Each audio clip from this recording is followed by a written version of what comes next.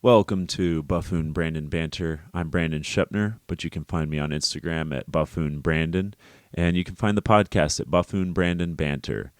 Today I had the privilege of talking to Griffin Hunsaker.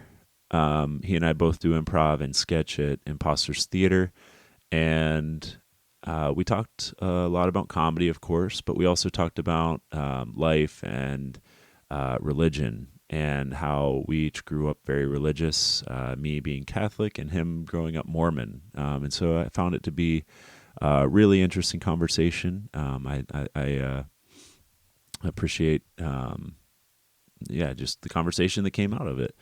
I did somehow mess up the video on this episode. I accidentally had the camera or my phone set on time lapse instead of video. So, that's what happened there. You'll see here in a minute. But anyway, thank you for being here. I would love for you to rate 5 stars, subscribe, tell your friends about the show. And if you use Pocket Casts, something else you could do that would be really helpful, feel free to take clips, make your own clips using the Pocket Cast app, and just send them to me. Let me know what some of your favorite clips of any episode are, with the timestamp, which would be very helpful, so I can easily find out where it is. But anyway, without further ado, please enjoy the conversation I had with Griffin Hunsaker. All right, Barley, enough of that. Welcome, everybody. I'm Buffoon Brandon. This is Buffoon Brandon Banter. I got Griffin Hunsaker. Is that how you pronounce it? Hunsaker? Yeah, Hunsaker. Hunsaker, okay. We know each other through Imposters Theater and are on a sketch team together for the rec team. And, what's up, Griffin? Not much.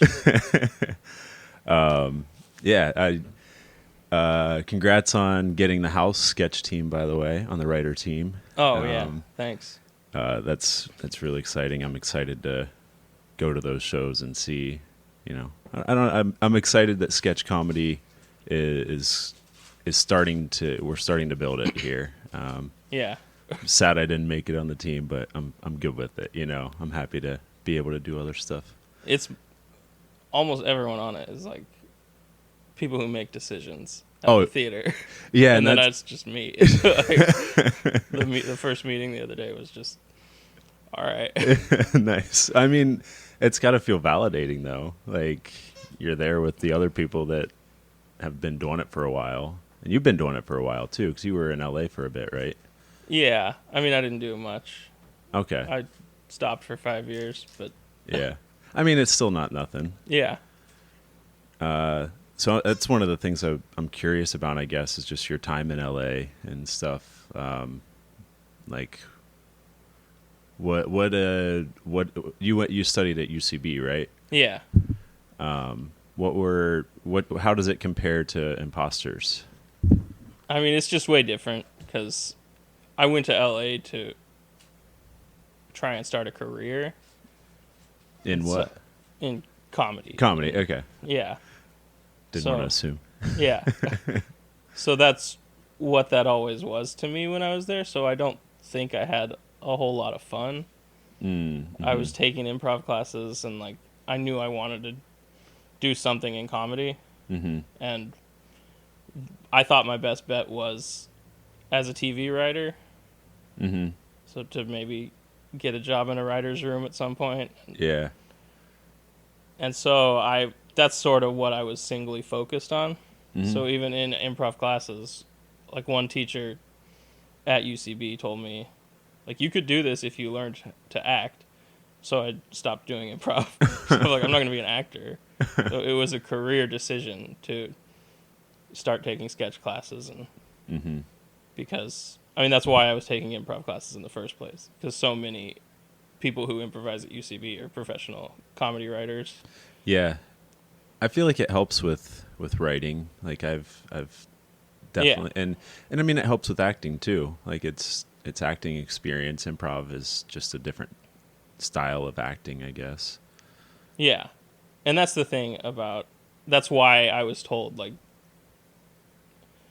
you can't really do this unless you learn how to act. Uh-huh. Because it's mostly acting. Yeah. Like, the vibe I got from that note, it was from Julie Brister, who's a working actor and writer, I think. And it's like, you can do everything else in comedy, but you can't do improv unless you can act. Yeah. Like, that's the most important thing. Yeah. You have to look like a real person on stage for people to want to watch you. Yeah. You can't just say funny stuff. Right. Yeah, it's the subtleties in the acting and stuff like that matter and everything. And the funniest moments in an improv show aren't jokes people thought of. It's honest reactions to these ridiculous circumstances they're creating. Yeah.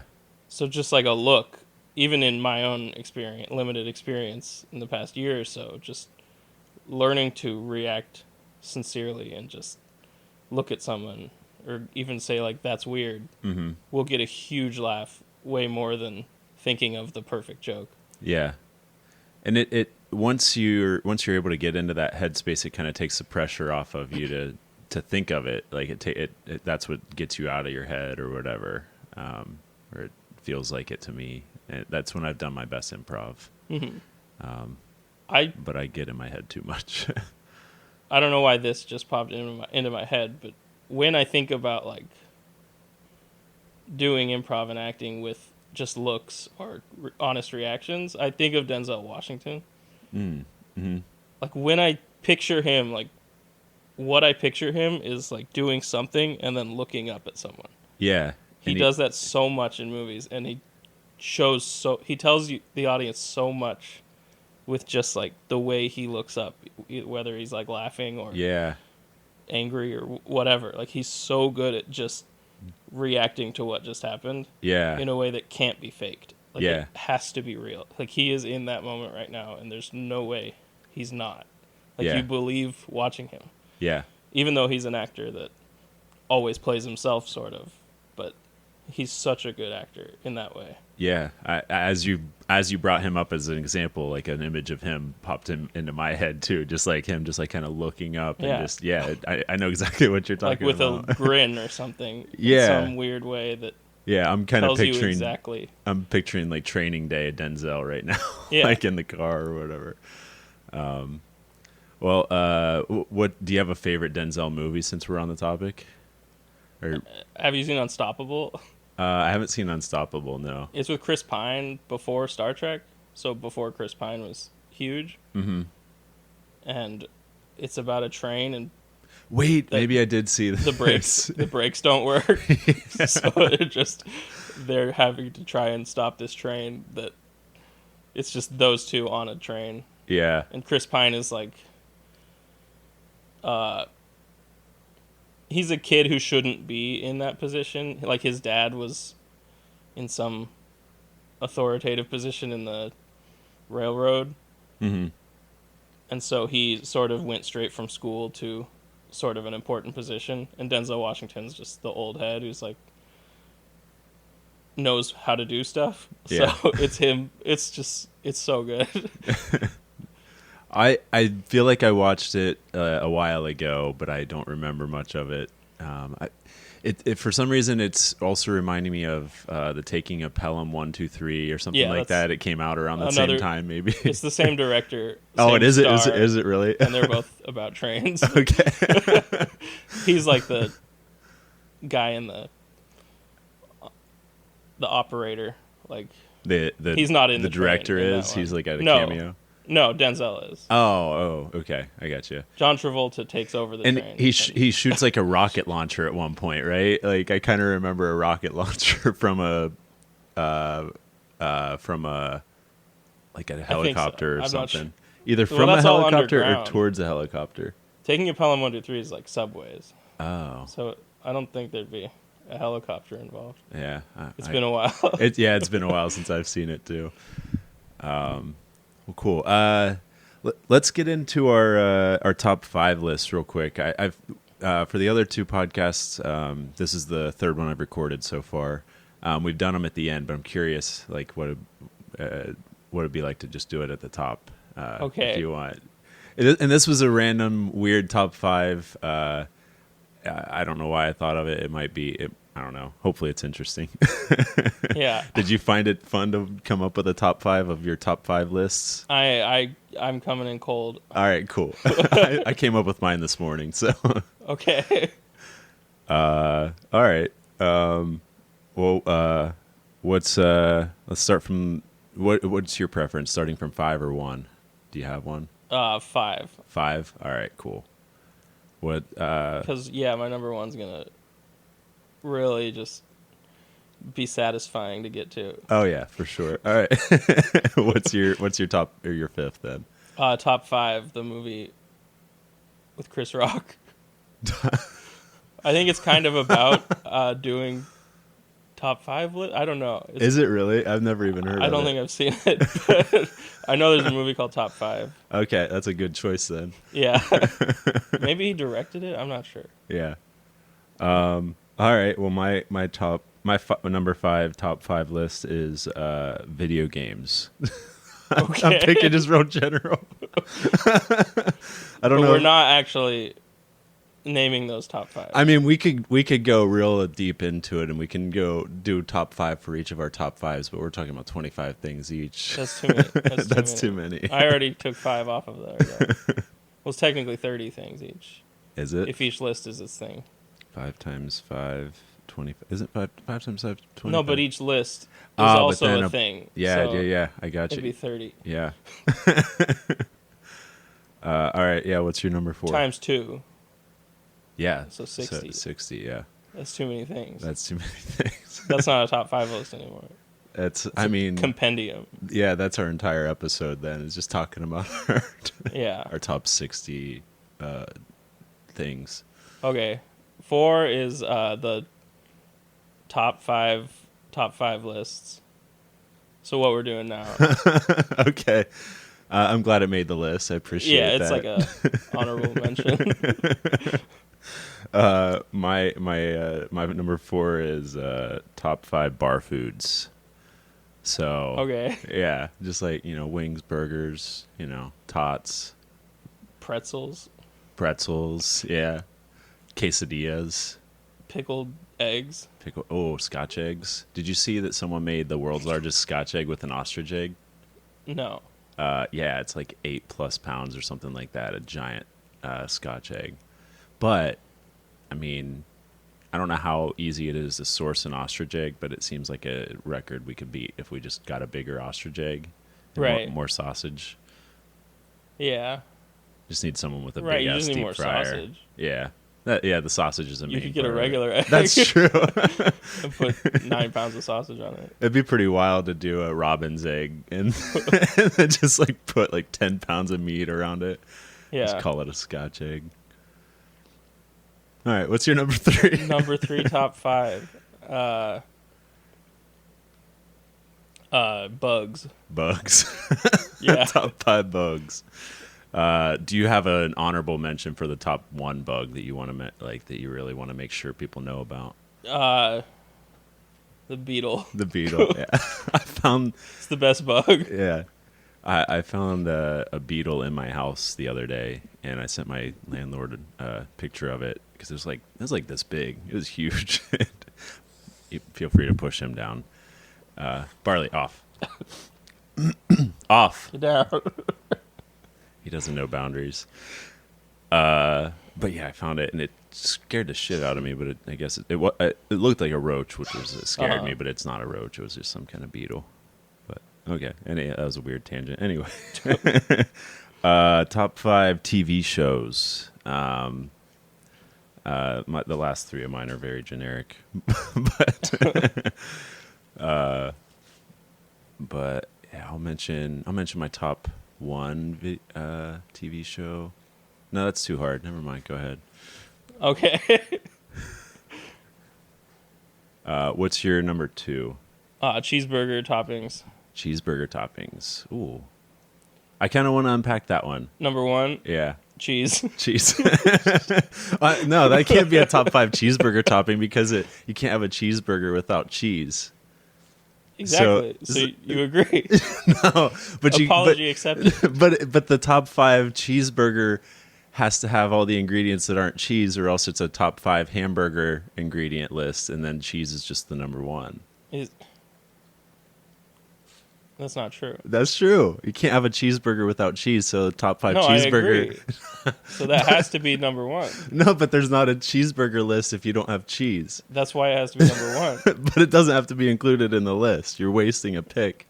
If it's not number 1, it's not a cheeseburger. Exactly, but then it's not a top 5 list of cheeseburgers. Exactly.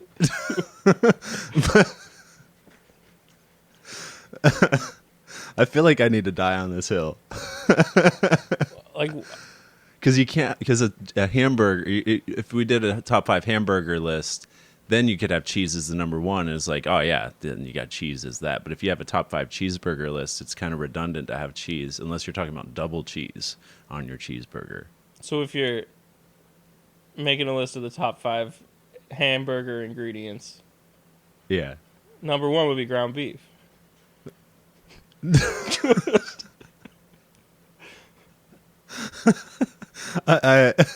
I'm not talking about like All right, you got the me. chemical makeup. You got me. I changed it to hamburger ingredients. All right, cool. So cheese. Cool. What kind of cheese? Improv's all about the specifics. Depends on the burger, but mostly just plain American, I think is. American's is solid. I don't love yeah. American cheese on most things, but On a burger. on a burger or like a grilled cheese sandwich. Yeah. I got good like Boar's Head American recently, and it's like so much better than the Kraft stuff Well, that yeah, I grew up I'm not eating. thinking Kraft singles when I say American. Like the stuff Yeah. you buy at a deli. Yeah. Yeah, Sliced American's solid. American. With the square. Not plastic. No, yeah, I just realized when I said that Kraft singles are also square. Yeah, I was just gonna let it go. Yeah. Did you grow up eating Kraft singles? No, Okay. we were like a real food household. I grew up with country crock margarine instead of butter, and like that's basically I've heard. This seems stupid to say out loud, I'm realizing now, but somebody told me when I was a kid, like, oh, margarine or whatever, that's like basically just a couple steps away from plastic, which I don't know what that even means at this point, but I believed it at the time. Right. And I'm realizing now that that's probably not true. Yeah, most But- things probably are. But yeah, I don't know. Like how we share whatever percent DNA with friggin' banana or whatever. Yeah, that was a wild stat when I heard that. Yeah, so everything's probably a step or two away from being plastic. Especially the more that microplastics just invade everything. Yeah. It's in our brains. It's in our balls, I guess, too. Yeah. That sucks. Anyway, we used to just microwave Kraft singles on a plastic plate and just scrape the melted cheese off as a snack when I was a kid. That's gross. Yeah, I know. All right, what's your number 2? Is your Is it my number 2? wait? I don't I've remember. lost track. We can go with my number 2. Top 5 favorite bands. Okay. Right now, Rubber Band, Waste. Waste, musical bands, Right. That's one spot. and wedding bands. Yeah. Yeah. And then exercise bands. And like books. Books. Books that get banned. Ah, fuck. Like Fahrenheit that one- 451. Yeah, that I don't like book bands, so I'm keeping that one off my top 5. But yeah, But the books that are banned are usually some of the top books. yeah. Like, I don't know. Catcher in the Rye. That was the one that popped up for me too. I've never read that book. I did. It was. I don't I don't remember exactly what was so controversial, other than it was like about a guy that was like a kid that was like going through intense mental crisis and stuff like that. Did you ever read Tears of the Tiger when you were a kid? No, I've never even heard of that. That one's sad. Like it's I don't know. It's dark. I won't bring up the topic of it if you haven't seen it. But if you had seen it, I'd just be curious to talk about it. But yeah, it's a pretty dark topic for junior high kids to read. I'm not saying it was wrong. I believe like it was maybe helpful, but yeah. Anyway, what's your top one then? I think it's my 2. Oh, is it your I 2? think you started. Did I start? I'm sorry if I started. What have I Okay. done? I did top 5 the Chris Rock movie. Yeah. Top 5 lists. Yeah. Cheeseburger choice. Yeah. Was there not another one? No, I think that was the last one I did. Okay. What's your number 2 then? I don't know. Top 5 bed linens. Bed linens. Okay. I got a special shout out to fleece sheets because I got. I was just talking to someone yesterday about it. Actually, that's like one of my silver linings to the weather getting cold is I get to put my fleece sheets on my bed because they're so cozy. I go bamboo. Bamboo? Yeah. I haven't tried bamboo. It I guess is good for regulating body temperature, Huh. so you don't get too hot. I'm gonna have to get a set because I have some sheets that are starting to get a little like normal sheets getting worn out. So I need to get a. Thanks. I appreciate the recommendation. Look up bamboo sheets. Fuck yeah, dude! Bamboo is awesome. I when I remodeled my living room in my last house, I got bamboo hardwood flooring, and it's the barley. Stop. It's 10 times they said it's 10 times harder than like oak hardwood flooring and more scratch resistant, and it's also a lot more sustainable because it grows so quick. So which it keeps the price lower than like oak flooring and everything. So if you're looking for hardwood flooring, it looks great too. They have a bunch of different options. This isn't a sponsor or anything. It's just I just like sustainability, and since we're on the topic of bamboo, it's good. It's good flooring anyway. Oh yeah, good sheets too. Yeah, and sheets. Yeah. All right. Top. I just had some Egyptian. I had some Egyptian cotton sheets in college, and I still think about those sheets like That's sometimes. thread count. I don't know. It was like kind of like a t-shirt material, like, but it was like super super stretchy, like even stretchier than normal t-shirt. It was the softest sheets I had ever had. But I don't have a twin bed, and I don't know what happened to those sheets anymore. Sad. Yeah. R.I.P. All right, my number one. This one's easy. I feel like it's got to be there. Top 5 movies. Like everybody's got a top 5 movie list. Top 5 with Chris Rock. And top 5. Nice full circle moment there. Yeah. All right, what's your number one? You gotta go top 5 presidents. 4 is easy because you just do Mount Rushmore. Uh-huh. But then that 5th one it's a wild card. Oh, I know who you're. Tells you so much about the person. I know who you're picking. Yeah. He currently holds office, right? No. I mean, not the office of the presidency. Ah, okay. Calvin Coolidge. Calvin Coolidge. What's his redeeming quality? I don't know anything about Calvin Coolidge. I don't either. I did see that Trump it was like a fake picture of Trump as the 5th head on Mount Rushmore, and people they were talking about him trying to add himself to it. And It's just fucking ridiculous.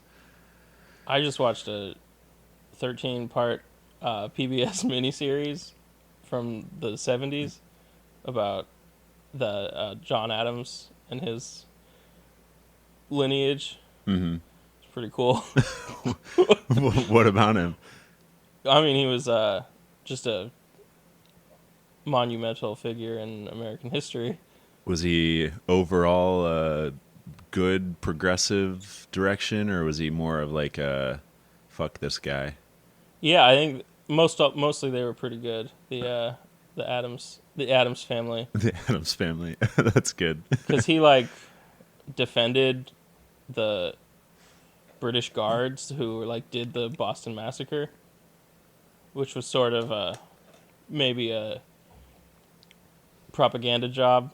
But I mean, I do think the American Revolution was probably a good thing. Probably, yeah. But like Americans saw him as a traitor for a little bit. Yeah. But he was also a key member of the revolution. Yeah. And then the second president. That makes sense. But John Quincy Adams, his son, like after his presidency, defended there was like a slave ship where the slaves killed the people driving the ship. I briefly heard about that. Yeah, there's a while movie ago. about it by Steven Spielberg. But yeah, what's the movie called? Do you know? Amistad. Amistad. Okay. Yeah, it's got Matthew McConaughey and Anthony Hopkins. Okay. But John Quincy Adams, he plays Anthony Hopkins plays John Quincy Adams in the movie. Mm-hmm. But he defended them like legally. Yeah. So he was a cool guy too. Yeah. I like the Addams Family. It sounds cool. Oh, yeah. I don't know enough about history. I wasn't interested in it when I was in school, and I regret it a bit now. But were you a big history buff? Or no. You just know a few niche things? It's a recent thing I'm getting into. Oh, okay. Do you know the Shane Gillis bit about the Civil War or like World War II and stuff? No. He was talking about how he's like I'm a Democrat, but the older I get and the more I learn about World War II and stuff, and the more I become conservative or something. I don't know. His joke is a lot better crafted than me explaining it, but it's pretty funny because he just talks about just how like the older he gets, the more interested he gets in learning about the wars and stuff. And I've seen other people like they did a bit about it on SNL too. Mm-hmm. It was just funny. I like when I like Conk on Earth. Have you seen her show? No, I don't know what that is. She's on Netflix. She's a British comic or like comedian. She's very dry, deadpan type humor, but it's like kind of set up like a documentary. Mm-hmm. And she has interviews with like real like experts in different fields like history and philosophy and religion, stuff like that. But she asks the stupidest, the funniest and stupidest questions possible. And with her dry British humor, it's definitely worth the watch. But it's like kind of that like learning history in a like weird bits of history in a funny way or whatever. Definitely worth watching anyway. Let's see. Well, what else? Let's see.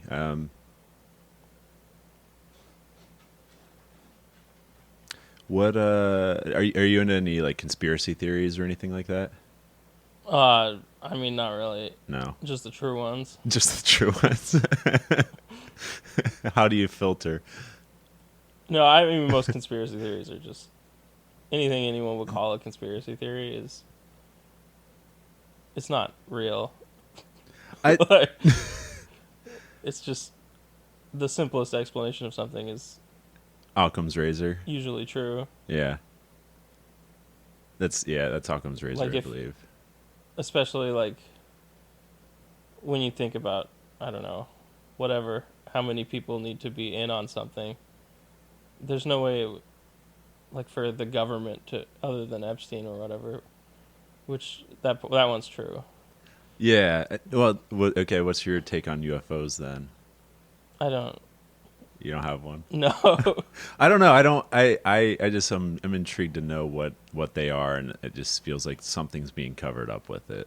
I'm into UFO. UFO? UFO D's nuts.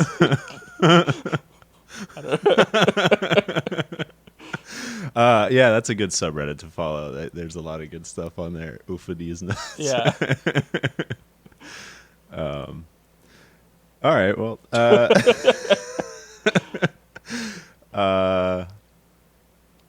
What's so? I find like we were talking the other day about your favorite movies, and I found it. I was just surprised, I guess, by your hard stance against certain movies and stuff like Step Brothers and Judd Apatow and just like comedy in general. Oh, so the main thing was those like 80s movies that everyone loves. Or Airplane, Airplane Airplane Naked and, Gun. That's how the conversation started. Yeah. So I thought about that, and I think I figured it out. Oh, okay. So those are dad movies. Oh, yeah, yeah. People's dad showed them that or something, and my dad didn't. I mean, he didn't watch that type of stuff. He was Uh-huh. a staunch religious man. That's that's So I grew up, even into my teens, like watching kids movies, and oh, yeah. I still have a huge appreciation for like children's movies and cartoons, and Yeah. like I think Aladdin and Little Mermaid are two of the funniest movies. Like Little Mermaid especially is so full of jokes. Yeah. Like it is, I don't know. It's I haven't seen that, but I'm pretty sure that was the first movie I ever saw in theaters, if I remember right. I would have Little Mermaid was like 88. Was it? 88 Never mind. or Unless it 89. was like a re-release. That was like or right something. around the time I was born. So Okay, I can't I mean, remember. it's still, yeah, a lot of Disney movies were being re-released in theaters throughout the 90s. Yeah. So that is possible. Um, Little Mermaid's great though. I loved it. Yeah. I haven't seen it for a while. But yeah, I saw Aladdin on Broadway, which was cool to see, and the original Jafar from the movie played the actor like on Broadway too, which was fun. Yeah, that's cool. Yeah. So would those be your, like, not to just keep talking about tops, but would those be two of your favorite like movies, like then, like for kids movies and stuff? I mean, I grew up loving Shrek, Yeah. and like when that got ironically popular, I was disappointed that that happened because Uh-huh. I think it's a legitimately funny, good movie. Uh-huh. It was great, and it was, yeah, that was like still early-ish animation and stuff. Yeah, Cuz it was probably 2001, 2000, somewhere around there. I don't know. I mean, it's a little bit after Toy Story. Yeah, Toy And that Story was was the first big, 96. Yeah. 3D animated, Yeah. but I don't know. Shrek's good. Yeah. Going back to the dad movies or whatever, it is funny you say that though, because my dad, I like when I think about Airplane, I think about my dad's connection to Airplane Right. because he talked about him and his buddy went to go see Cheech and Chong, but they weren't allowed to get in because it was like rated R and he was only like 15 or something like that. And so they went to Airplane, which I guess was PG-13. So they were able to watch it, and he's like, "Yeah, that was the funniest movie I'd ever seen." Right.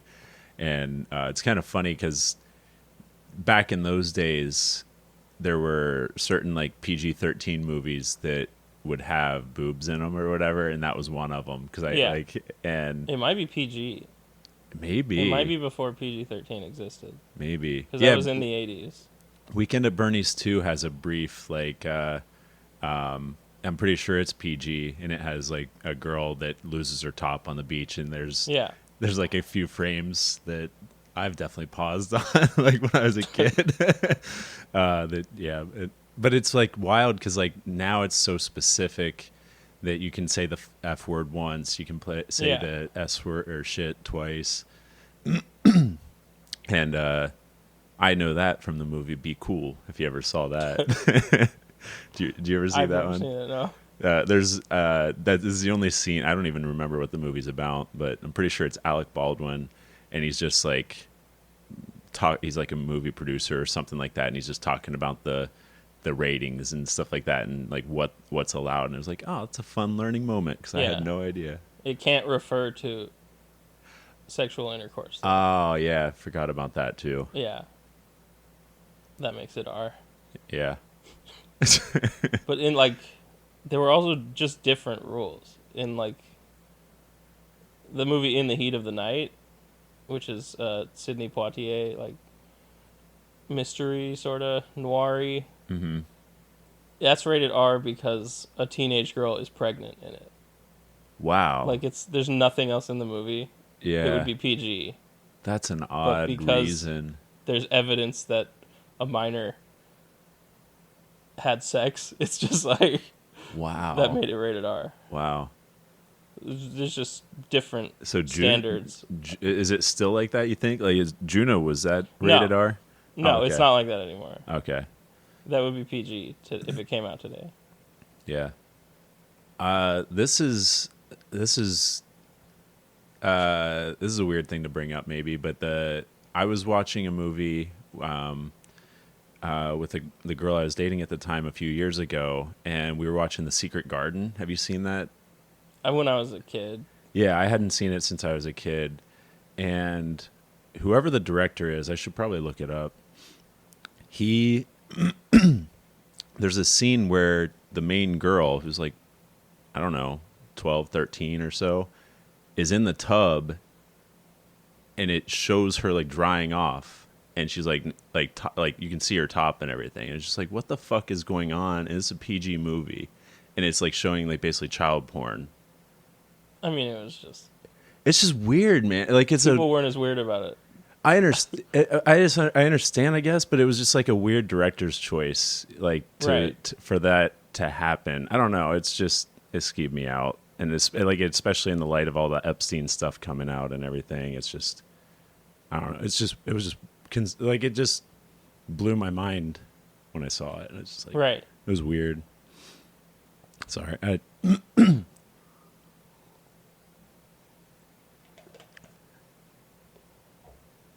Anyway. Yeah. So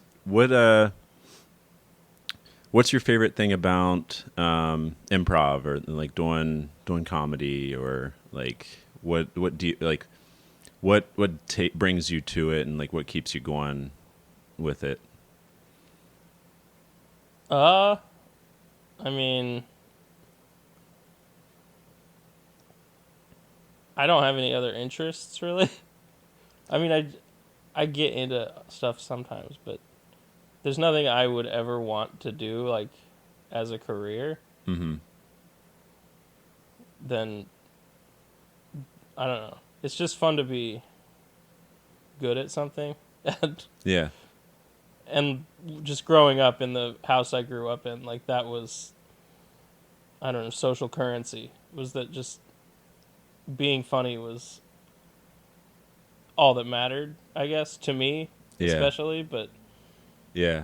So like you said, you grew up very like strict, like religious and stuff. Yeah. Like, did you grow up Catholic, or what? It was you grow Mormon. Up? Mormon. Oh, Yeah. really? I didn't realize that. Okay. Yeah. Were you in Ohio or like Erie, PA the whole time? Yeah. Or, okay. Well, I mean, we moved in there when I was 2. Okay. So that's all I remember. Yeah.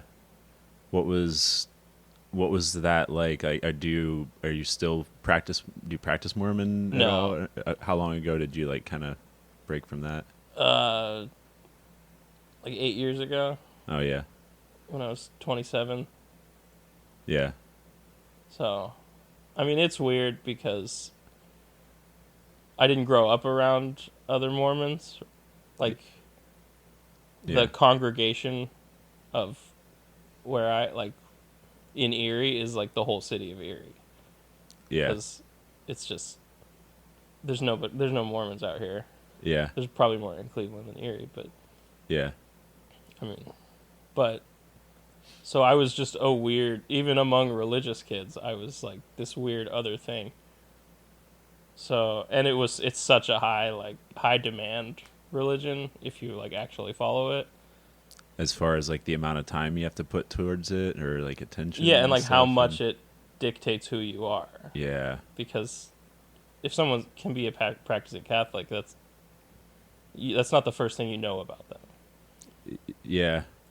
Like, you don't just find that out unless it's like you're having a conversation about that. Yeah. So like you're saying, like Mormonism kind of defines a person more than Catholicism or something else might.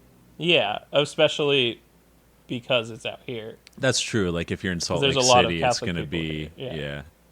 less of a distinction. Yeah, and it's more of a when that's the dominant group, there's more of a spectrum of people who practice it kind of the same way Catholicism is. Yeah. Yeah, that makes sense. But when it's out here, you either are or you aren't, sort of. Yeah. So do you feel like, I don't mean to project my experience, but like I I know like Catholicism kind of. I grew up Catholic until I was like 18 or so, and an altar boy and everything.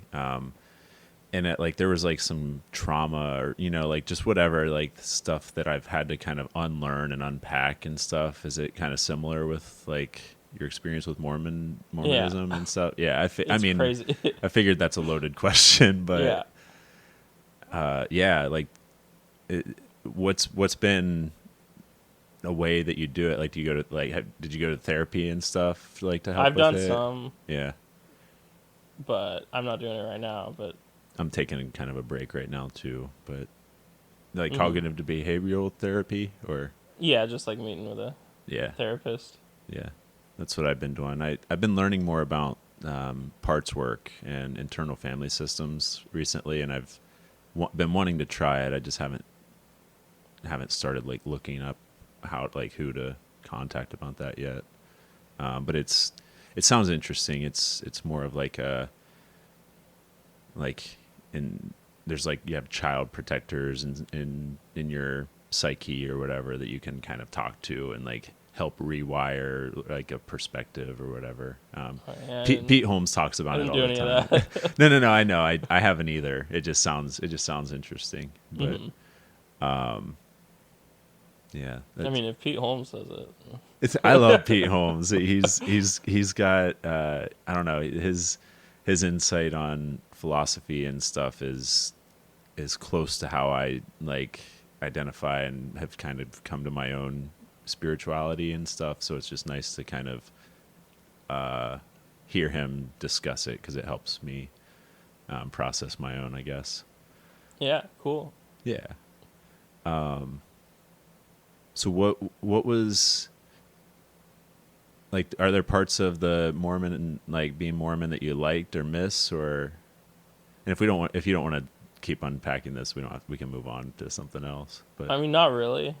I just even looking back because I truly just don't think about it that much anymore mm-hmm. because it's been a little bit. And like looking back and just thinking because like I went on a mission. I like Oh, knocked really? on people's doors for Where'd 2 years. you go? Montana. Oh, it's middle of nowhere. Yeah, which is cool. Like it is cool that I know what Montana is like. 'Cause Yeah, Montana's one of the coolest places on earth. Like yeah. It looks it's so beautiful. Yeah, beautiful. Yeah, yeah, it's and just the kind of people that live in a place like that are so different from anything I've experienced, and hmm just that I have that knowledge is good, I guess. Oh, yeah, for sure. But I mean, and I wasn't like a good missionary. Think I I don't think I was directly responsible for anyone being a Mormon. Like I was sometimes people are just ready to do that and you're the one who's there. Yeah, I don't think I even as a true believing like Mormon actually converted anyone. So yeah, I don't have that kind of guilt, I guess, but it yeah. is still I don't like that especially in Montana, like the western United States. Like the history of Christian missionary work among the native people of Montana is horrific and barbaric and terrible, like not good. So I don't like that I'm part of that, but Uh huh. it's it's weird. Yeah, that's that's got to be tough. Like, so you like when you were in it, like you were like bought in and Yeah, like yeah. I mean it's just easy. yeah. No, you grow when you grow up around it, it's like that's your foundation, your core. You, like I didn't, especially like for me with Catholicism, I didn't know to question things, and I feel like it was kind of part of the culture was not to necessarily question, the thing or just the God question or Yeah, whatever.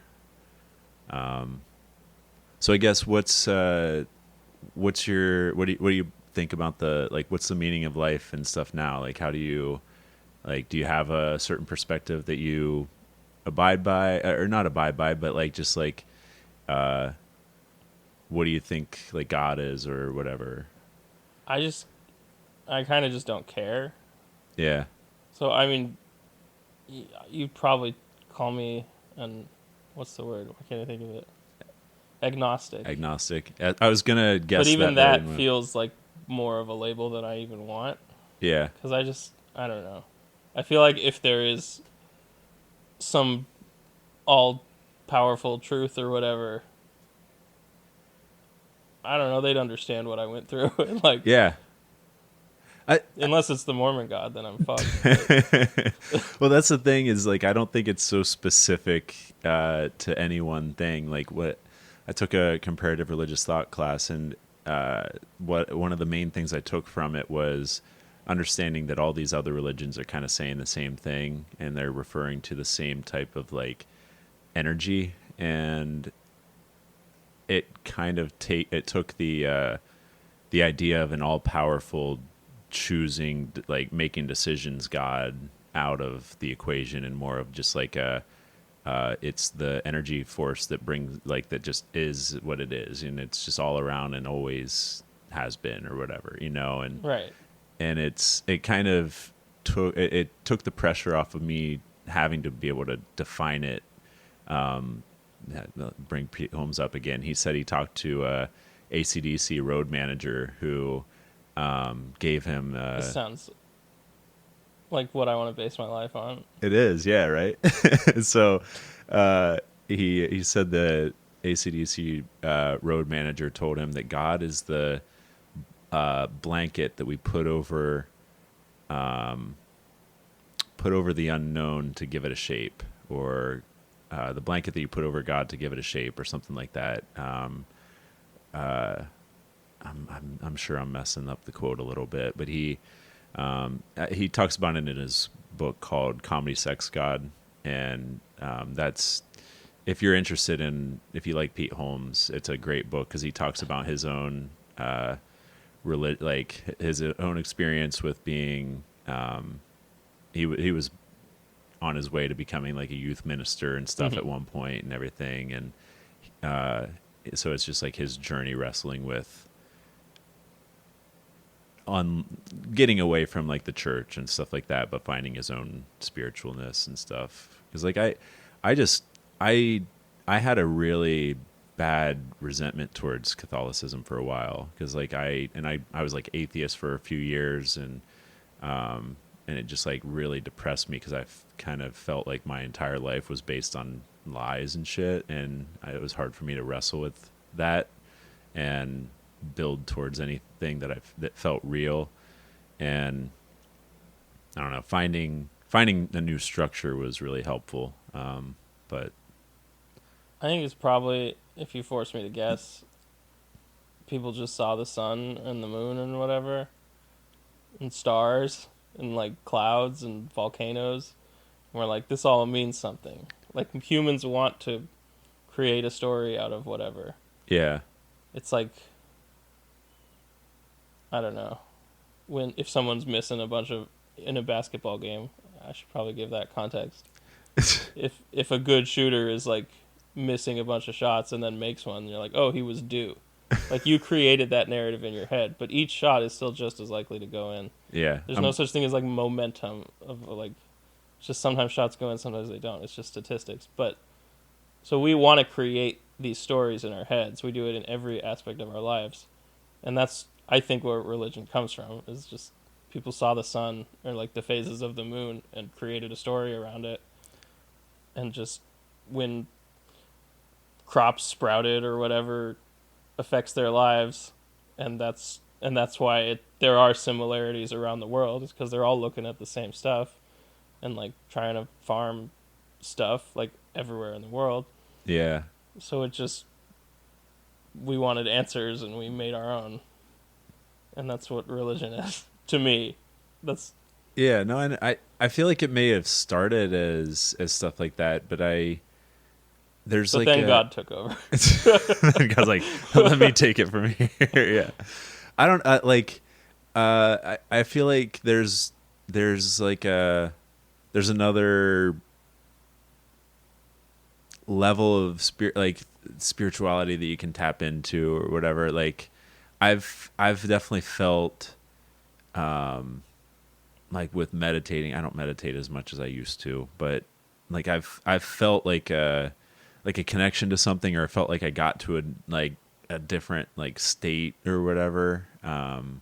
Like where I don't know, I felt like I was swirling and shit. I don't know. It was, but it felt like real. And I've heard like, I don't mean I'm going off on some tangents here, but like this like telepathy tapes thing. Have you heard of that? No. So it's a podcast, but she's a researcher about these nonverbal autistic kids that can communicate with telepathy and stuff, and it's really compelling how she talks about it, and it just makes me wonder about like some of the suppressed potential abilities. Like I like that maybe ancient civilizations had access to, but it's like been suppressed now. Like the limitless pills. Potentially, like And Lucy. I never saw Lucy. It's like the same thing. Yeah, I loved Limitless. No, she like ascends at the end of it though. She's in Limitless. It like destroys his life, but no, but he weans himself off and finds a way to live without it. yeah. Or finds a way to make the drug. Oh right, he has forever. to keep taking it. Yeah. With her, it's like she was forced to be a drug mule, and then got abused by her captors, and the package like broke inside her, so it was just straight into her bloodstream. Like way too much, I guess. Yeah. And then she eventually like becomes pure light or something. It's weird. I'll have to watch it now. It's Scarlett Johansson, right? Yeah. At one point, she is like, she calls her mom because she's out stuck in Europe or whatever. So she realizes she's not going to see her mom again. So she just calls her to talk to her one more time, and she says, "I remember the taste of your milk." That's weird. Yeah, it was weird. That's pretty funny. Yeah, so I feel like there's like a universal consciousness or whatever that people can tap into, and I don't know. It's Like the Borg from Star Trek. I've never seen Star Trek. It's like a hive mind. They're like cyborg. It's not that important. Okay. They all think the same though. So Like they're all part of one consciousness. kind of like Unity in Rick and Morty. Yeah, sure. I don't know. Yeah, have you seen Rick and No. Morty? Okay. So not that they all I don't like I still believe in individuality, but I don't know. It's just like the thing that I guess it seems like religions are explaining is just like the ability to be conscious in a moment, or like more conscious, I guess, and just how that ability to be conscious and be like, especially with improv, kind of the same way as like being conscious in a scene, or being in the moment in a scene helps you be present, like to be able to do better improv. And I feel like there's a connection with improv in life too, and it's helped me just be more present in a scene, but also extends to like life and everything. That's the connection I guess I'm trying to make between the two. And it doesn't explain what God is, but I feel like it's that feeling, that flow state, or that creative flow that you can get into when you're, and that's like kind of what the religions are kind of explaining, is just like that state of being or whatever. I think explaining anything with religion just cheapens it. Like, being good because it's going to get you into heaven is just, like, who cares? Yeah, I don't believe in. I don't believe. But just anything either. with like, improv is fun because it's fun. Like it's like real life when it's good, and Yeah. you're experiencing that. You're training your brain. I don't know. I just find it. I don't really care about any greater meaning, because greater meanings are just, I don't know, ways to manipulate people eventually. Well, and that's like the malicious side of religion. Is like it does. There's an aspect of it that is just like people control. Like like it's a way to keep people fearful of making a mistake or whatever. Like that was my experience with Catholicism, because you always have like the worry about going to hell or whatever, Yeah.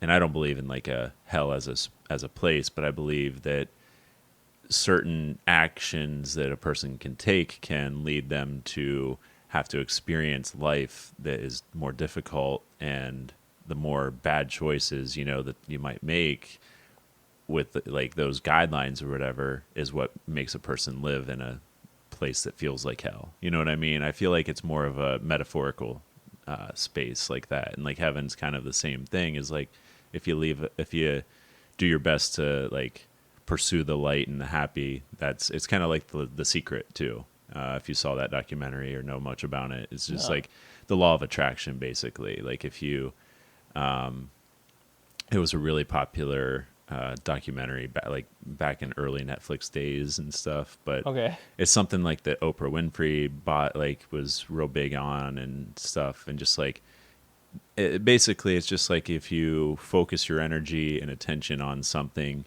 then that energy it like is drawn to you as long as you are consistent with it. And it, like, my understanding of it is still like kind of like we're following our comedy dreams. We're focused on comedy, and the more we put ourselves into comedy spaces and stuff like that, the more opportunities arise and stuff like that. And so it's like that it's just by fact of doing it, we're experiencing it, but there's maybe an invisible force that kind of assists it too, or it's just all chance, who knows. But that's kind of the idea of it. Whether you believe that there's a sway or a tilt is that's the thing that's who knows, I guess. Yeah. I guess, I mean, it was like the first thing I said, but I just don't care. Yeah. Like, you can believe what you want as long as it's not bullying gay kids or whatever. Yeah. Like, Yeah. if that helps you explain why the sun rises every morning, sure, believe that. But Yeah. I don't make that law. Yeah. Yeah. No, I and that's and I'm the same way. As like I don't want to. It's not me trying to nail anything down. It's just me trying to understand for myself and to be able to. I don't know. It helps me a little bit, but I like. I overanalyze those sometimes too. Yeah. So did you? Have you seen like the Book of Mormon? No, With South Park. I don't like those guys. Oh, really? I love the South I Park think guys. South Park is somewhat responsible for how bad the world is right now. Really? I feel like they're a force for good, like a really strong force for good. I just think those guys' main like thing is you shouldn't care about anything. Any like anything South Park is about is like making fun of people for caring about something. And sometimes I agree with them that whatever, they're making fun of Trump, sure. But like other times it's just, and that gave like it created this whole like ironically doing stuff to because it's funny, or I don't know. I just think it's bad. and and so I'm not offended at the Book of Mormon because it's against Mormonism, but I just Yeah. I don't agree that their thing is about not caring about stuff, because I feel like they have specific perspectives on things, and they just try to shine a light on like different hypocrisies and stuff that are going on, and they have a weird and crass way to do it often. But like they're like the newest season It's only been one episode so far, but like they go at Trump pretty hard. And No, yeah, I know that's in the news right now. yeah, and it's like what they like for. I mean, if we're just talking about this one episode example, they're able to kind of fight against the fascism that Trump is trying to usher in their own way, because they know that they can push his buttons and piss him off, and it's just No billionaires are actually upset about Trump. And that's what they are now. Like, but they still have like I don't think they're that doing it because it's what they do. but I don't think because they've now that they're both billionaires that they all of a sudden appreciate Trump, and now they're like, They oh, don't. I mean, they can't say that, but like rich people like what's happening, or else they would use their money for actual good stuff. but Rich people are evil. no, I'm not. I'm not on the side of rich people. I just feel like They're upset because they didn't get more money for that huge deal they just got because of some. I don't. It's all stupid. I know what you mean, but like I feel like they're on, like, anyone who's on the side of like being creative and stuff like that, like they're different in my mind, because like they weren't billionaires 3 weeks ago. They had the most their contract was like $500,000 or $500 million or whatever. Okay.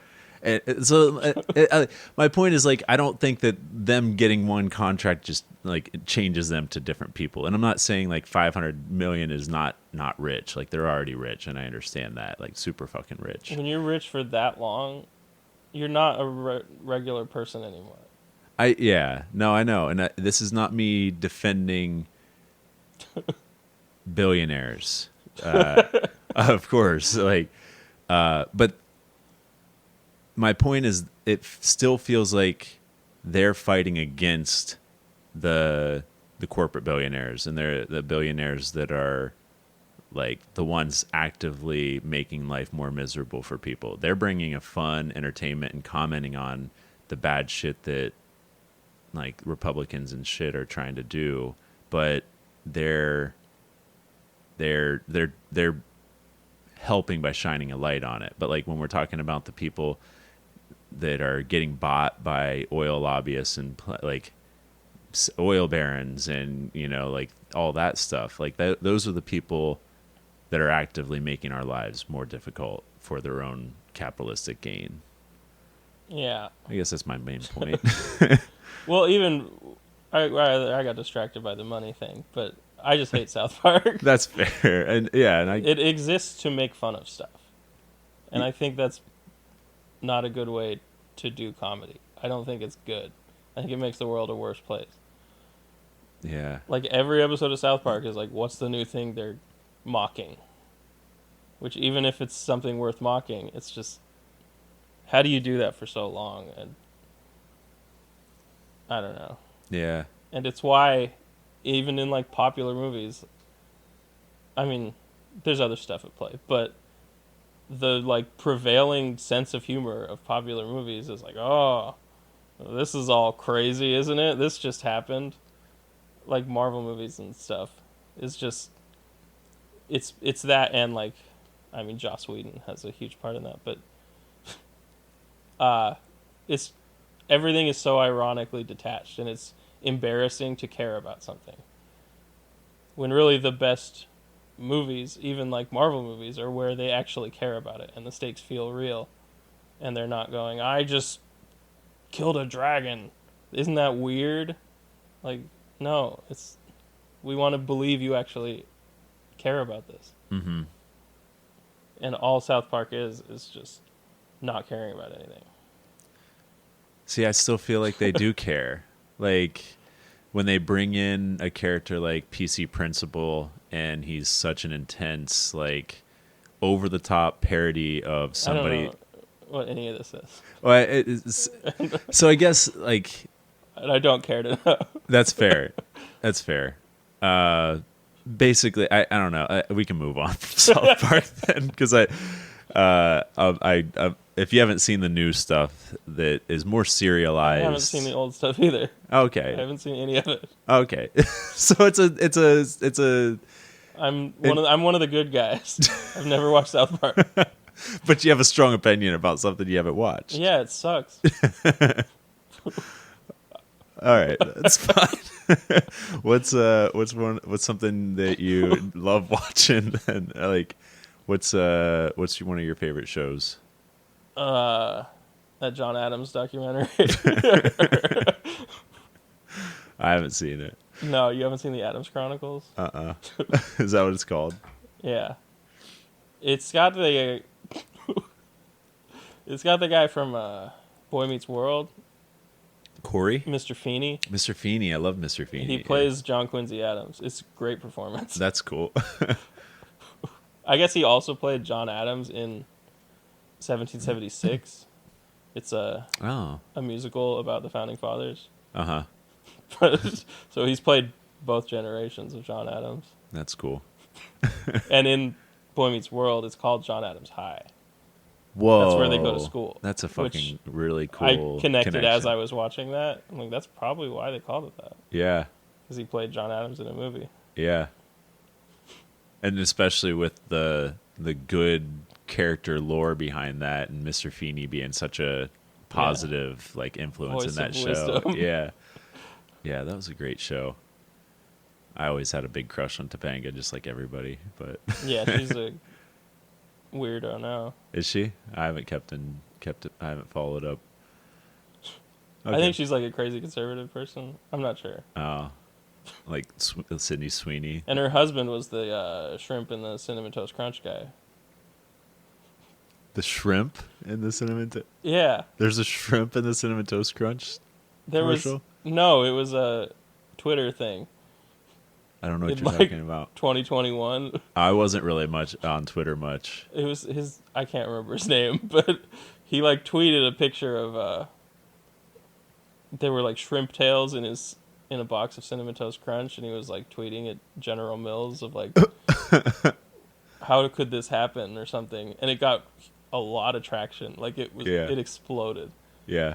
And then it came out that he like faked it all or whatever. Or that he just I like don't even put think it was that he tails in? faked it. Someone accused him of something bad. Like credibly. Like, oh, that guy is getting famous on Twitter, which he's already like a comedy writer, but Yeah. some like former partner accused him of, I can't remember exactly. It wasn't like sexual assault or anything, but it was something in that direction, I think. I shouldn't be speaking about it so authoritatively, but Sure. he did end up it ruined his life, sort of. Fuck. And he just made it up probably and he just deleted his Twitter account. Jensen Karp, is that his name? I shouldn't. I think that's I can cut that out if I find out it's totally egregious. I think it's him. Okay. But yeah, he's married to. Okay. What's her name? Topanga. Topanga. Okay. Just gonna put a note to look that up. Also, I think I was thinking of DJ from Full House. She's a crazy conservative person, not Topanga. Yeah, I was wrong. I heard a bit about. Yeah. I heard about some stuff about her, and then someone else from Full House got caught with like the in the college admission scandal a few years ago. Oh right. With William H. Macy. Yeah, I forgot he was part of that too. Yeah. That was, and I saw a meme again yesterday that reminded me about the Panama Papers back in whenever that was that just like has just whatever happened with all these billions of dollars in the offshore accounts that people are. I don't know, that we found out about and just ignored, I guess. It's just wild. Yeah. Billionaires are cool, though. Yeah. I've had conversations with like people from my hometown that are conservative or whatever, and like I was having a conversation with the one guy, and basically my point was just billionaires shouldn't exist. And like his point was, well, like how much is too much? Like where do you like? I was like, I don't know. Like what they have is too much. It's like what they're doing. Like his point is like people should be able to have whatever they earn or whatever. But the fact is like the rules are kind of not fair and they're exploitive, and the fact that they've been able to take advantage of it and make it better for themselves and worse for other people means the rules are not fair. And so like playing by the legal system in its current form is not moral. You know what I mean? It's just like Right. slavery wasn't illegal back in the day. It's just because something is law abiding doesn't make it moral. And that's like kind of the big distinction. And I feel like that's the main disconnect between people who are quote unquote religious but find themselves adoring Trump for some reason, even though he's like kind of the antithesis of being a moral person. Right. It's, I don't know, it's just wild. Yeah. Anyway, sorry. Let's see. What other topics do you want to talk about? I don't know.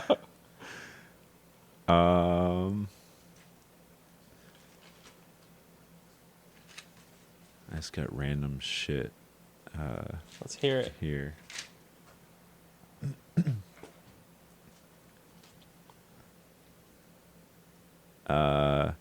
So one of my questions was going to be, what's something you're passionate about? But you answered that question for me already. About South Park. No, you're like, no, I think you literally said, I'm not passionate about anything else other than comedy. Yeah. Were you ever bullied as a kid? I don't think I don't think I called it bullying at the time. I don't know.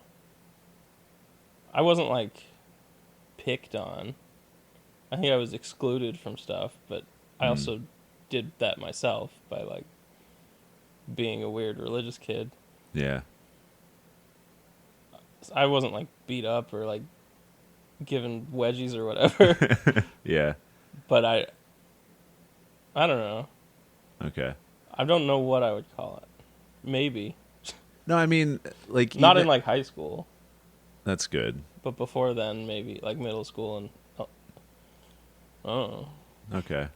I was, and so it's just it's something that I'm still coming to terms with, like rewiring, how I grew up and be like finding ways to be okay with it.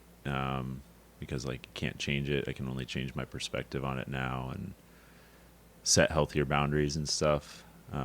I did go to like a smart kids high school though. Oh, I went Not to, like I went to public dumb school. So. it was part of the public school system. So Oh, it's was not it? like it was a private school, but Yeah. you had to take a test to get in Oh, nice. or like have good grades. But I remember. Did you guys have talented and gifted? yeah, I didn't make it into gifted in second grade because I had poor motor skills. Oh. But all my brothers and sisters were. Yeah. So I was the dumb one. Well, I don't know. It was like probably like 5th or 6th grade, somewhere around there, and there were certain classes every once in a while where kids would get pulled from normal class and they'd go to talented and gifted, and it was just like the extracurricular stuff. And I remember, I don't know who I mentioned it to, but I was like, I want to be in that. And then they're like, oh, we can give you a test for it or whatever. And they gave me a test, and they're like, all right, yeah, you're in it. And I was like, oh, okay, cool. And I joined midway through it, so I didn't even like they were just doing or had just finished these like contraptions to be able to drop an egg from like a 2-story building and like it survived the fall or whatever. And so they were like just different experiments and stuff like that. And so I didn't even get to do like the cool stuff because like they were already in the middle of their project and stuff. But I felt validated. If you wrap it in 8 pounds of sausage, Yeah. then it won't break. Make it a scotch. Yeah. Yeah. Just get the Salisbury steak from the kitchen or the cafeteria. Yeah. I did notice at our cafeteria that we would have hamburgers on like Monday, for example, and then Salisbury steak on Wednesdays. And the burgers and the Salisbury steak were always the same shape, and it made me feel. I felt like all those were the leftovers, and they just threw gravy on it. And it's just frozen. It's Yeah, probably not leftovers, but I, it's just I because it's the same thing doesn't mean it's the leftovers. I guess that's probably a good point. Yeah. It's not like they picked the old ones off of the trays. Like Chuck E. Cheese serving the pizza from old trays onto Oh new yeah, trays. Yeah, that's true. but also maybe they did. I don't know. I don't know. I don't know where you grew up or I loved. what they did. Yeah, I did love the Salisbury steak. That was one of my favorites of our school meals. That and pizza day. We always had pizza on Wednesdays, actually, so it wouldn't have been Wednesday, but you get the gist of it. Yeah. Domino's Pizza Day. No, We had that you'd have in Domino's like pizza. elementary school. That's Well, it was nice. like once a month. Oh, So every Friday was pizza, but like the first Friday was Domino's Pizza Day. But it was the old recipe when they sucked, oh, and they admitted that. yeah. That's funny. I used to eat it all the time. We'd get like the 5 for $5 or the 3 for $5. It was like $5 one topping medium pizza or something like that. Oh, Back in the day, like we'd be playing. Did you ever play Halo growing up? no. We'd play Halo 2 all the time and just like system link our Xboxes and stuff, and that would be one of the things we'd always get. It's just a bunch of Domino's pizza and Monster Energy. Those are fun. Shit, what were we talking about? Oh, bullied. So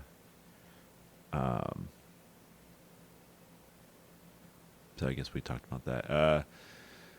What's your take on like parasocial relationships and stuff? Like, how do you feel about like the current parasocial relationship? Because like, and it's maybe a loaded question too, but just like how people interact with celebrities and stuff like that these days. I mean, it's all just. I don't know. Yeah, I'm a big podcast guy. Uh-huh. Like, I used to work overnight and just listen to podcasts all day. Yeah. What are some of your favorite podcasts? So, my favorite podcast, Dr. Game Show, is hosted by comedian Joe Firestone. And it's like ending soon, Oh, okay. but it's been on like 4 different networks. Yeah. Why is he ending it? It's a woman. Oh shit. What was the name of it? Joe Firestone. Yeah, Joe? her name's Joe. Oh, okay. But- So it's not that bad for me. No, to yeah, say, it's but- fine. But I don't know. But I don't know why it's ending. But they have like user submitted game shows or games, Mhm. and people call in. I used to call in when I lived in LA, Mhm. but now it's like over Zoom, and you have to get a link through email or whatever. So I haven't done that. Yeah. But I don't know. That's just. Oh, I guess what I was saying. I mean, I listen to Comedy Bang Bang and Hollywood Handbook and Doughboys. Oh, I've listened to a few of Doughboys. They're cool. Doughboys is good. Yeah. But so I understand like why that would happen to people, because you are like in these people's lives when you listen to the podcasts. Yeah. Like you know so much about them that you shouldn't know, Yeah. because it's just, if you think about like what percentage of their life you're even hearing, it's kind of big. Yeah. Like an hour or two a week is kind of a decent chunk of your life. Like it's Yeah. not that much compared to, but it's a complete stranger and you hear them talk about whatever, Yeah. like doctor's appointments or whatever. Yeah. Like I understand why you would feel that way if you're like someone who's looking for that. Mhm. I feel like that it's one of the new social barriers that we're learning with the rise of social media and everything, because of it's only growing, and the parasocial relationships are, I feel like there's a good thing with like building community and connection and stuff like that potentially, but then there's also like the parasocial relationship between like Trump and Right. like his fault and like the like all the politics and stuff that can get involved with it, and it's just like it's a new frontier, I guess, or it's a new dynamic to, I guess, understand our like just like our society's fabric, like social fabric, with celebrity, because you just look at how like Bill Burr is very well spoken on like and sharp on the political stuff like that, and fighting against billionaires and stuff like that, and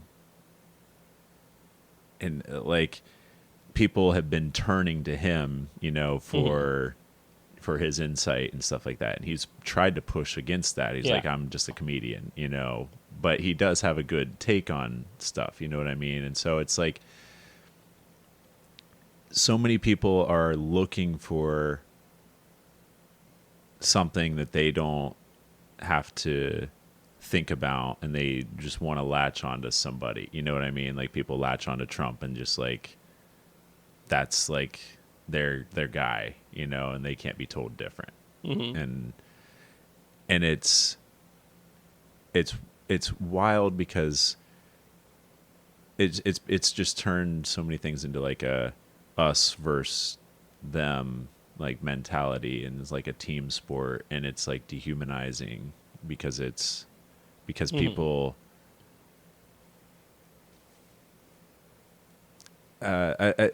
so I guess like my point of the parasocial bringing that up is like there's a difference between the people that are trying to build community and bring people together, and then there's the people that are like using it to like kind of manipulate people to other people, like compartmentalize and put people in a box that might define them, but not define them completely. You know what I mean? Like the different topics that the GOP like tries to say is a big deal, like the trans people, like trying to fight against trans people or other minority groups and stuff like that. And it's like they're just like othering those people, and I don't know, I just get so frustrated because some of the people I've heard, like they'll just like say it's just jokes that they're saying, and it's all hate speech. Like there was a comic that I saw a couple weeks ago at Hilarities, and I'm glad he was just there one night because he just did an hour of stereotypes, and it was just fucking terrible. I'm not going to say his name. Maybe I should. I don't know. It was Huh? Jerry Seinfeld. Yeah. Yeah, it was Jerry Seinfeld. He's not a clean comic anymore. No, his name was Ben Bankus. Yeah, I hadn't heard of him before, but like literally it was just like he just went up, and it's like he Googled every stereotype that exists and just made an hour of all of them. I don't know. It's just I can still appreciate someone's humor if they do lean a little right wing sometimes, like if they do it in a funny way, and as long as they're not like punching down or like hateful or whatever. But like I don't know, this one was just like this was only hateful to be hateful, it felt like. And it's wild. There was even like he had a joke where the punchline was, well, even if Trump is on the obscene list and is a pedophile, I'll still vote for him a third time. And there were a few people in the audience that clapped for that, and I was just like, are you fucking kidding me? Like, is this where we're at in society right now? Like, we have people clapping for that. It's just yeah. I don't know. I don't know where I'm going with that. Anyone who is like a fan of a politician is just what are you even doing? Like, Yeah. shut up. And They're supposed to work for us. Yeah. like right wing politicians are just better at it. At At what? at making that happen. At like, I don't know, because we got Bernie and AOC. At least I'm not a registered Democrat, but No, I don't. but Yeah. every like there are a lot on the right that do that, and it's just it's easy to manipulate religion, Yeah. like you said earlier, so that's a huge part of it. And so when you make such a huge issue of this one thing like abortion, then that's all that matters to some people. Exactly. And Yeah. so They tune everything I don't else know. out. And so if you're the champion for that, they're just fans of Ted Cruz or whatever. Yeah. And so many people don't watch the news. I've realized, like, I grew up 2 hours south, like middle of like in rural southeast Ohio, and it like visiting my parents this past weekend, it just kind of occurred to me that my mom doesn't watch the news, and I was talking to her about some of the stuff going on, with the Epstein list and stuff. She knew nothing about it, Mm-hmm. and it occurred to me that a lot of people down there don't necessarily watch the news, but the few people that do are kind of like Did you read The Tipping Point by Malcolm Gladwell? No. So I have opinions on Malcolm Gladwell also. oh, I love Malcolm Gladwell, but he has he talks about like the super spreaders or whatever, and basically like if there's somebody that's very vocal about their right wing views and they're getting fed, they're the one watching the news and stuff like that, and they're the one being the source of information for the other people, like their coworkers and stuff like that. That's how that information gets passed, like in those communities, like because that's just easier for certain people to just do that, and I feel like that's kind of what's happening. Because there's like a bullying peer pressure too, like to think differently down there. Like because bullying is a lot more tolerated where I grew up. It's like we would play games like trading punches and shit like that, and it was just like bullying with guidelines basically. It's just Right. like it's like the people that were getting bullied were like, all right, well, we're going to at least come up with some rules because we know you're going to hit us hit us no matter what. So we're going to just put some rules to it so we can lose earlier. Mm-hmm. You know what I mean? And so like I traded punches with one of my buddies, and like literally it's just punching each other in the arm until one of you gives up. And I broke my hand like doing it. Yeah. And had a boxer's fracture, and but like there were just like other things like that, like this, like I don't know, like that I would be forced to kind of do or participate in that just like were not fun, but it just like I don't know, bullying's weird and sucks, and it's just my point is like it at like when I would go to like out to bars and stuff down there were groups of guys that would get super drunk and their entertainment is just to fight people.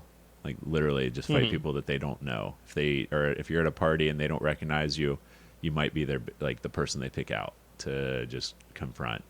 And I was at a party, they call it the Pit, because it was literally just like this whole like I don't know, big divot, like big canyon type thing in the middle of the woods or whatever, and they would have a big bonfire, people would park their cars around and just drink. There's literally nothing else going on. And I knew like the people there, but the one guy came up to me, didn't recognize me because I hadn't been home for a few years, and he's like, he looked at me like weird, and he's like, who you here with? And I was like, what's up, Clint? It's Brandon. And he was like, oh shit, didn't recognize you, what's up, man? And then it was cool. 15 minutes later, he's beating the shit out of some random guy who I didn't know. Oh. Like literally, that's their entertainment, and and I'm really going on a tangent for even bringing that up. My point is like people that have like the leftist views down there, you bring it up, people that disagree have no problem being physical or like bullying you into like thinking differently. You have to put up a fight to defend it, basically. And I have been able to, stick to my guns, but like when I back in the day, like I was just kind of like a go with the flow, and I didn't want to ruffle anyone's feathers. And so like when I would, like, it was just normalized for me to hear racist jokes. I didn't participate really, but it, like, I would hear them and just like, that's just the way it is, and because like there was no diversity where I grew up either. There was one black person in my entire high school, all 4 years that I went there, and she was 2 years younger than me. And I don't know, it's just weird to have like, I don't know. I'm going off on too many tangents and talking too much. So, what was Erie like? I guess did you like growing up in Erie? I mean, it's like here. It's just a little smaller city, but Yeah, it's like a city, and it's just, I don't know. So much of my life is just, I was an outsider, sort of. yeah, I was this weird religious kid. mm-hmm. So I don't think I can really even speak to like what's good about Erie, because it's just, I left the first chance I got. Like, Yeah, I went to, I mean, I went on my mission, and then moved to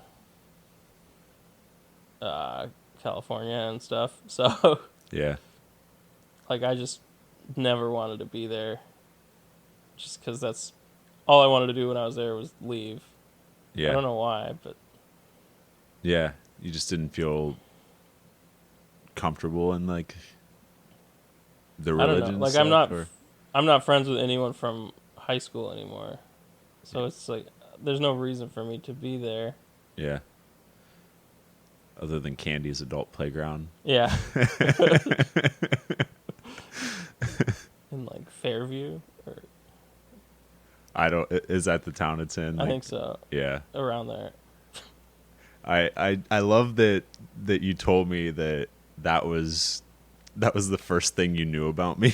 That's because that was the first that's thing like the I first thing you introduced. ever said to me. Yeah, and I didn't even realize that was like that's what happened. But yeah, when I think Erie, that is what I think, because Right. my buddies and I went there a few times because my one buddy had his bachelor party out there, and we did our fantasy football draft out there, and they went to Candy's on a whim, or they discovered it years and years ago, and ever since they've just been obsessed with it. Strip clubs are not really my thing; they're not at all my thing. But I was, tagging Right. along, and Yeah. I've been to multiple strip clubs, and that was by far the wildest one I've been to. Okay. It was just weird. They have like No, I know it's like a volleyball. big deal. Yeah. It's just I don't know anything about that stuff. Yeah, and you don't need to, and I hope I don't have to go back there again. But yeah, it was just I very funny that was something. I appreciate you pointing out the weirdness of me bringing that up right away, because I was just like, oh yeah, it's just the thing to Yeah, me. it was after like a workshop. Yeah. Are you taking any of the workshops this weekend? Yeah. So Ronnie was the Yeah, you know, mentioned he yeah. was a coach of my practice group in LA. Mm-hmm. So I don't know if he'll recognize me, but Yeah, you're taking his. yeah. Nice. I'm taking Ryan Rosenberg's. Mm-hmm. I forget what it's called, but I'm excited for that one too. Yeah. That one, it seems weird, but because it's like about jokes, Yeah. which I mean sort of makes sense in UCB, but it is still weird. They don't teach you to like make jokes. Yeah. So that does seem interesting. Yeah. Is it at the same time, or they are you able to take both? Like, I don't. They're doing a like for the riff. Ronnie's doing another one for us. Mm-hmm. It'll be at that same time. Oh, cool. So and Ryan's doing one for some other teams, but it'll be like about an Armando, because at UCB they do like ASCAT, and a lot of UCB shows are like an Armando. Yeah. So they're doing like an Armando workshop. Is that what an ASCAT is? Like an Yeah, ASCAT's Armando? just a celebrity Ah. gives a monologue, and I didn't realize that. Okay. yeah, it's just yeah. I want to go out to make a trip to LA to see some UCB, like an ASCAT. Specifically, if I could go when Lisa Gilroy is on a show, I would love to be able to see her perform, because she is one of the funniest people I've seen, like on podcasts and stuff. Yeah. Like she's on Take Your Shoes Off with Rick Glassman on his podcast a decent amount, and she's on a new episode within the last couple weeks that I haven't seen yet, and I'm excited for. But she's just wildly funny. I was like in LA, I think, when she moved there, and she was just immediately like one of the people in all the shows, like right when she arrived. Yeah. Do you know where she came from? I think she's Canadian, isn't she? Maybe it sounds right. But I think she came from New York. I'm just okay. guessing. Yeah. Did you ever meet she meet her or anything? No. Okay. Who were some of the other like comics that you met when you were out in LA that you I mean, I didn't meet didn't meet many? famous people. Oh, okay. I was just watching. I wasn't performing with any regularity. Okay. We did like an indie show once a week, but it was like nobody was there. It was just for other people doing improv. Yeah. Was anyone you were performing with, have they gone on to do anything bigger or anything like that? Not really. Okay. We were just figured it out. Yeah, I was just curious. It's just fun to hear, like... Well, someone I was in a class with did a voice in a Final Fantasy game or something. Oh, nice. Yeah, you mentioned that. That's cool. I don't need to say names. You can if you want. But I'm sure there were other people in classes that are like real actors, because that happens all the time there too. Yeah. Yeah, that makes sense. I sat behind a Cavs great, Richard Jefferson. Fuck yeah, I love Richard Jefferson. He was taking classes, I guess. What? I think it was when he was still with the Nuggets, but he was injured or something. Yeah. But he was probably just gearing up for a broadcasting career. Yeah. Because the Nuggets was the last team he was with, I think.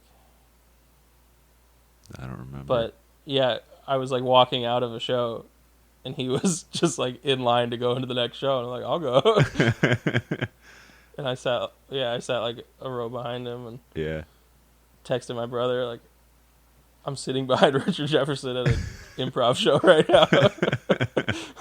That's really funny. He was just there with like his 101 class, like yeah, the other people taking class with him. That's so cool. Just meeting. Could you imagine signing up for level 1 and that's the class that you end up in, like someone like Richard Jefferson or Yeah.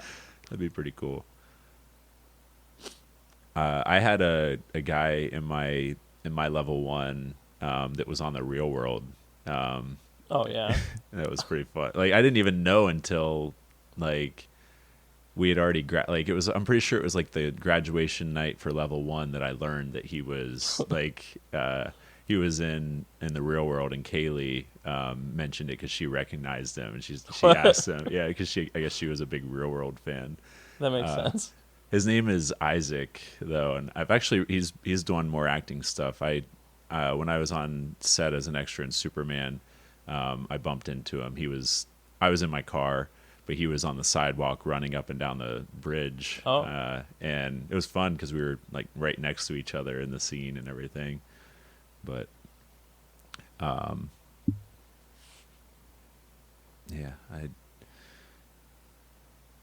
I'm trying to think if there's anyone. It's been fun to just kind of meet like different comics at Hilarities too. Mm-hmm. Like just talking about the parasocial dynamics and stuff. It's like certain comedians I get nervous still, but like some of them I like, it doesn't bother me too much. But like Kevin Nealon I met in May. And Kevin Nealon's I was like So good. instant whole body was Yeah. sweating when I met him. It's like, I loved you in Weeds. And he's like, oh, it was really good writing on there. I was like, oh, yeah, I guess. I mean, he still did a really good job with the character, and I don't know. He was trying to. He was really fun to see. He's going to have a special coming out here before too long, which will be fun to see. He's just such a like, I don't know. I love his stand up. He's so confident Yeah. of like the stupidest ideas. Yeah. You're going to love this new special that he does, because he was like like a week before recording it, and it was very polished and so like literally it was just like a master class in callbacks, just so many callbacks. It was just really fun to see. We're at an hour and 41 now. We can try and start wrapping it up if you want, or if there anything else you want to talk about or anything. No, I don't think so. I didn't come with any agenda. Okay, yeah. Other than South Park. South Park, you just wanted to shit on South Park a bit. Yeah, I don't think I did that enough. I mean, we can shit on Team America World Police a little bit if you want. I don't. Do you even know what it is? No, yeah, I know it's Okay. a movie those guys made. Yeah. I just avoid those guys. Blame Canada. Right? Blame Canada for what? Isn't that in that movie? It's a song. Probably. It's been a while since. Or is that seen from it. South Park? I'm not sure now. It might be from South Park too. I mean, they shit on Canada a decent amount. Like with the head, like every Canadian has the heads that like disconnect like from the top, and like the mouths are unhinged, I guess. Right. Sounds hilarious. Well, it's not like that's the part of the humor that I'm drawn to. No, I see why you like it. I just love seeing the making fun of Canadians and their unhinged jaws. Yeah. As they are. Do you have anything you want to plug? Any shows coming up? This will probably be out in a couple weeks, so end of August, early September. I mean, first Friday of every month, Unwritten, the improvised musical at Imposters. Yeah. What time's the show? Is that the early show? 7:30. 7:30. Yeah. You can find tickets at imposterstheater.com for that. Yeah. You're in. When's the first sketch show? I don't know. The house team. I don't remember. I want to say it's sometime at the end of September. Look for the sounds like it. Look for the Imposters sketch house team. Do you have a social media you want to plug or anything? No, I just deleted everything a couple weeks ago. Nice. When Mark Zuckerberg he did like an announcement about an AI that's going to track your life, and I'm like, I'll just pull the ripcord right now. I didn't hear about that. So I deleted everything Meta on my phone. WhatsApp, Instagram, Facebook. Yeah. Deactivated everything. It's so tough to do. I'm so tied to Instagram right now. I don't miss it at all. That's good. I don't know. I've been using it as like kind of a creative LinkedIn. Like when I meet like a comic or whatever, like it's just a way to just like keep track of like each other, and I don't know. Yeah. I like it for that reason, and I don't know that there's another thing that fills that space right now, unfortunately. Right. It's all evil. It sucks though, yeah. It's all evil. Well, cool. Well, I appreciate you coming on, even though you don't have anything to plug, I guess. Have you ever done a podcast? I feel like I made one for my senior project in college. Yeah. It was about late night talk shows. Yeah. It was called Who Won Late Night with Griffin Hunsaker. Uh-huh. Oh, was it about the like Jay Leno and Conan it was thing? Me deciding which host had the best week that week. So I was like, yeah, Jimmy Kimmel won late night this week. Like, all right. It was stupid. I love the idea of people tuning in to care, though. Nobody It's listened. It was like, what's Griffin's take on who had the Seth best Meyers. set of jokes this week? Seth Meyers had Anna Wintour on. Okay. Cool. Yeah. The guest was a 5 today. The desk jokes were a 7. The topics covered were a 3. Yeah. That's funny. All right. Well, I was pretty anti Seth Meyers at the time. oh, really? I'm the opposite now. He's the only one I like now. Yeah. Have you ever listened to? I don't watch any late night shows. But Have you ever listened? I don't either. Have you ever listened to the Lonely Island podcast with Seth Meyers? no, I've heard it's good though. Yeah, it's a fun one because like they'll break down their sketches and talk about the inspiration behind them, and it's fun to go back and watch whatever the video sketch is with whatever the episode is. 'Cause Right. Just like kind of some of the ones I don't even remember. I haven't listened to too many of those, but the ones I have, they've been fun. All right, well, cool. Thanks for coming on, Griffin. Yeah. You can follow me at Buffoon Brandon, follow the pod at Buffoon Brandon Banter, and yeah, thanks for listening. Bye.